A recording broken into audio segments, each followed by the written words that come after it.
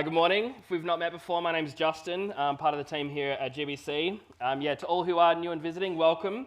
We're really glad to have you here with us this morning. And please, stay after the service and say good day so we can get to know one another. That'd be great. As Danny said, we're going to do something a little bit different now. I don't think that we've done it here at Gozzies before, but lots of you have been here a lot longer than I have. We're doing this series introduction on Ecclesiastes. And we're doing this because there are a few big ideas that are really important for us to consider when we come to this book.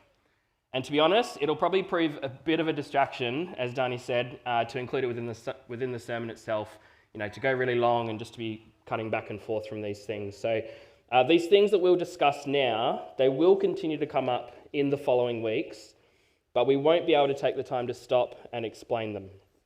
So let me encourage you now.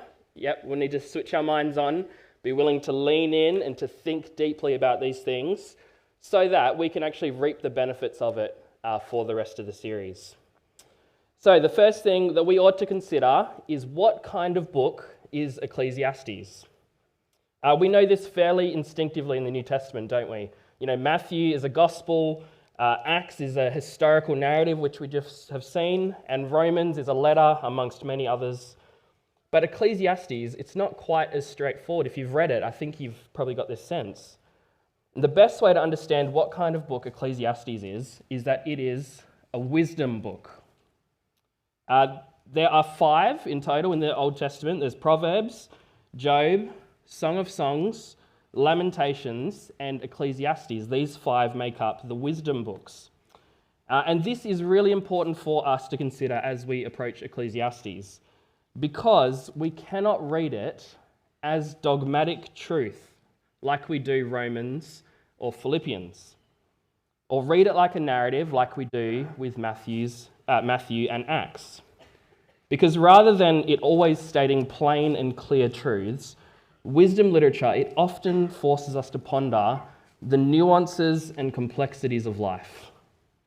And only through this do we grow in wisdom. One quick example of this within Ecclesiastes is that while the preacher cries out that everything is vanity, and I'll say more on vanity soon, he will also go on to say that we must be thankful and enjoy the life that we have because it is precious. As a wisdom book, Ecclesiastes is going to humble us and give us a realistic view of life and thereby help us to rightly order our lives. But there's also this other tension that we're going to find, that the wisdom contained in Ecclesiastes is not sufficient for bringing us to salvation in Christ. In fact, there's no mention of salvation in Ecclesiastes. And so there will be various ways that we must consider how to go from the message of the text and to take us to Jesus. There's this story which Spurgeon tells. It's fantastic. I couldn't leave this out. It tells of an old minister who heard a sermon by a young man, and when the old minister was asked by the young man what he thought of this sermon, he was rather slow to answer, but at last he said, "If I must tell you, I didn't like it at all because there was no Christ in your sermon." And the young man answered, "Well, no, because I didn't see that Christ was in the text." "Oh," said the old minister, "but do you not know that from every little town and village and tiny hamlet in England, there is a road leading to London? Whenever I get hold of a text, I say to myself, there is a road from here to Jesus Christ, and I mean to keep on track until I get to him." "Well," said the young man, "but suppose you're preaching from a text that says nothing about Christ, like Ecclesiastes." The old minister replied, "Then I will go over hedge and ditch, but I will get to him." I think that's just so great.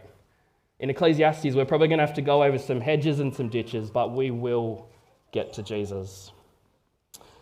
Now, the second thing that we must consider is the author and the audience. Who has written Ecclesiastes, and who was intended to first receive it? Now, these questions, they're not just for Bible scholars and Bible college students to think about. We all must consider these things because they will help us to rightly understand what the book is saying. Admittedly, it's a little unfair to pose this question because the answer is we don't know for sure. Likely to have been written around 800 years before Christ. There's no historical evidence, and there's no evidence within the book itself to clearly prove who the author and the audience is. Much of church history has assumed King Solomon as the author, because this is the writer is someone who labels himself as a son of David, a king in Jerusalem. He claims to have great wisdom, wealth, and power, and there's so many phrases within the book itself that are typical of other things that Solomon did write. So, while we cannot know for sure, it does seem likely that Solomon wrote it.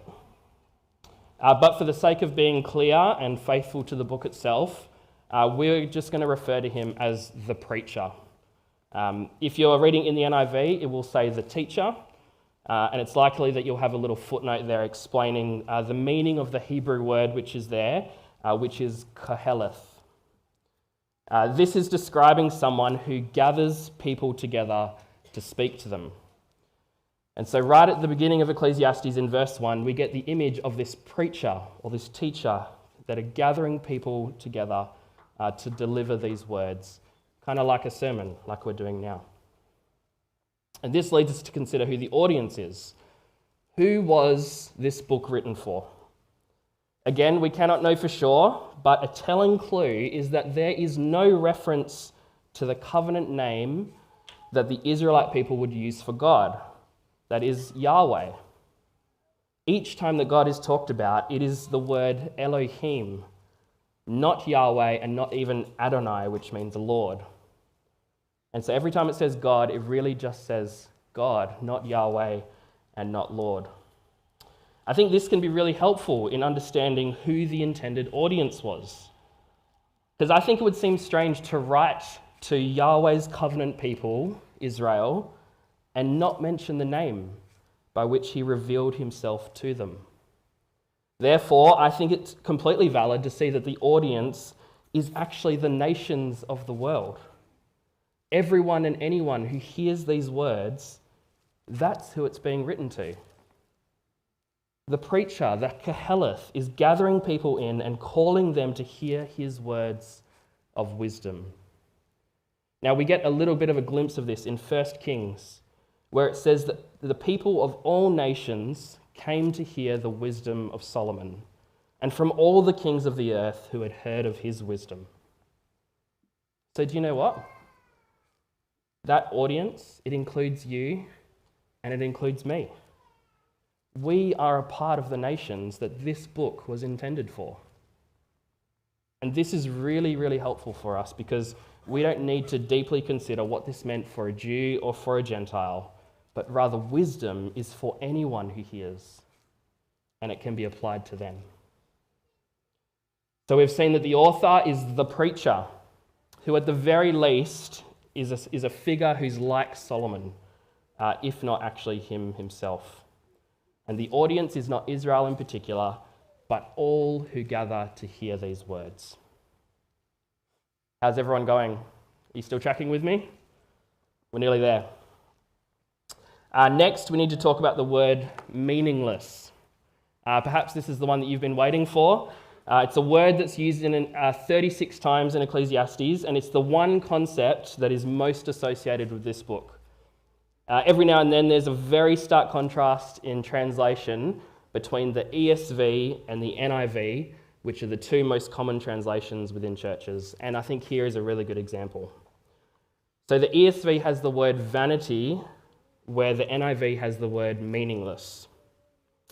Now, the truth is, I think in our context today, I'm not sure that either word is actually helpful for us. Because when we hear the word vanity, what do we think of? Pride, right? When someone or something is vain or possesses vanity, we think they like to check themselves out in the shop window or really care about what they dress like and look like. But there is a second meaning of vanity, and perhaps one that was more commonly used in years gone by, and that is the quality of being worthless or futile. And this, I think, is getting more to the point of what the preacher is talking about. The NIV is a little bit less helpful, I think. The translation meaningless, meaningless, everything is meaningless. How depressing. Great choice of a Christmas series, Gosnells, well done.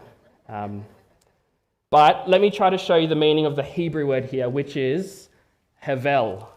Everyone say it with me? Hevel, hevel. The B is a soft B, so you want to go v, hevel.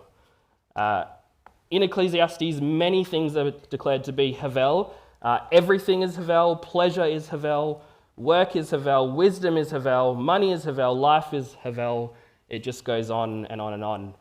But what does it actually mean?